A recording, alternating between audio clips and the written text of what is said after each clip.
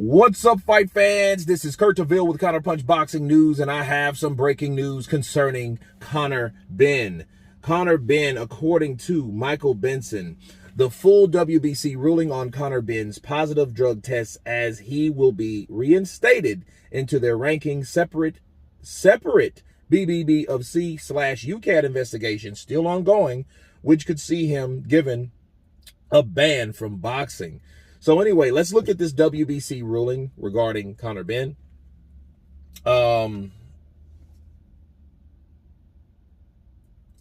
WBC found that there was no conclusive evidence that Mr. Benn engaged in intentional or knowing ingestion of clomiphene.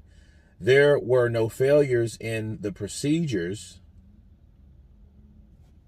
related to sample collection, sample analysis, or violations, or Mr. Benn's B-sample rights that would justify questioning and invalidating the adverse findings. And 3, Mr. Benn's documented and highly elevated consumption of eggs during the time relevant to the sample collection raise reasonable explanation for the adverse finding. Okay. The WBC Nutrition Committee will work with Mr. Benn's team to design a nutrition program geared to avoid the risk of a failure or of future adverse finding caused by nutritional factors. Mr. Benn shall be subjected to regular anti-doping testing to monitor the effect of the WBC ordered nutritional program. The WBC shall include Mr. Benn in its rankings during the period immediately following the issuance of its ruling. Mr. Benn's position in the WBC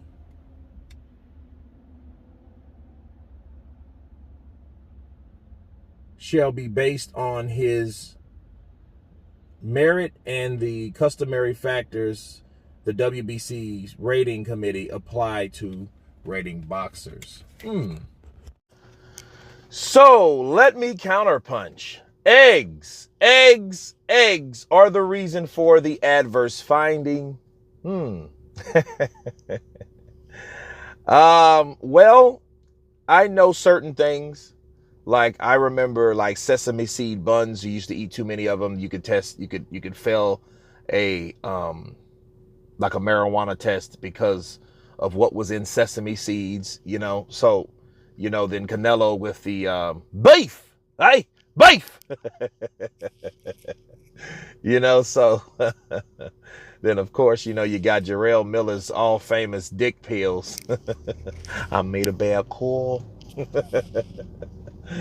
So, you know, I mean, sometimes it's a famous saying that truth is stranger than fiction sometimes.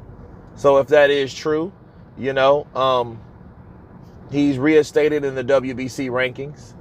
You know, how credible is that, though? You know, we are talking about the WBC here.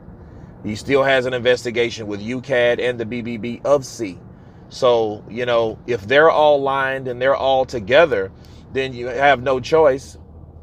You have no choice but to, you know, give Conor Benn a pass.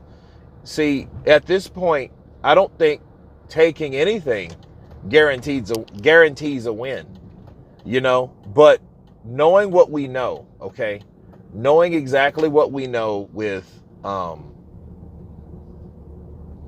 Chris Eubank Jr. and what happened to him with Liam Smith,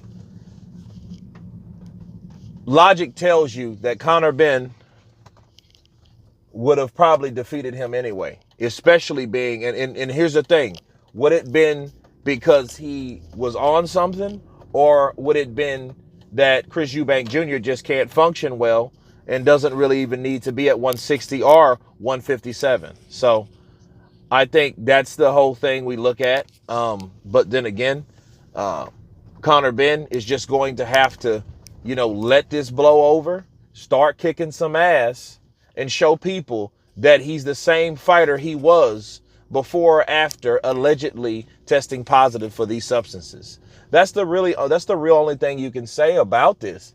Now, mind you this though, if it's eggs or whatever, that should be documented thoroughly, because they should adjust their damn tests or whatever, and what type of eggs was he taking?